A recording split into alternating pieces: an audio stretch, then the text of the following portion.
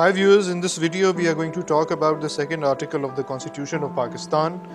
Viewers, this article actually shapes the image and nature of the Constitution. The debate whether Pakistan shall be an Islamic state or secular state is something that started even before the creation of Pakistan, and it is still going on till today. We must understand that the Constitution was ratified in the year 1973, and at the time when it was being made, the current politics of that time did have an effect on it.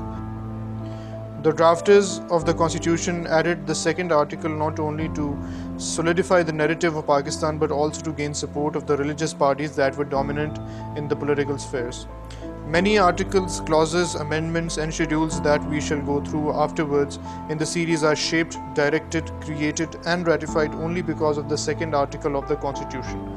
The Constitution of 1973 was affected by the previous constitutions as well.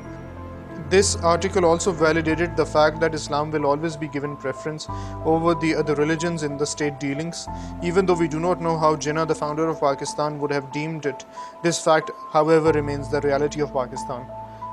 The article differentiates Pakistan from many other countries who have a very secular and diverse-natured constitutions.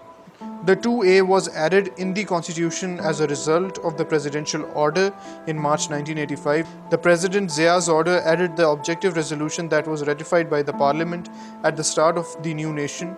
We shall do a complete video on the objective resolution that was passed by the parliament and that in principle drives the spirit of the Constitution of 1973.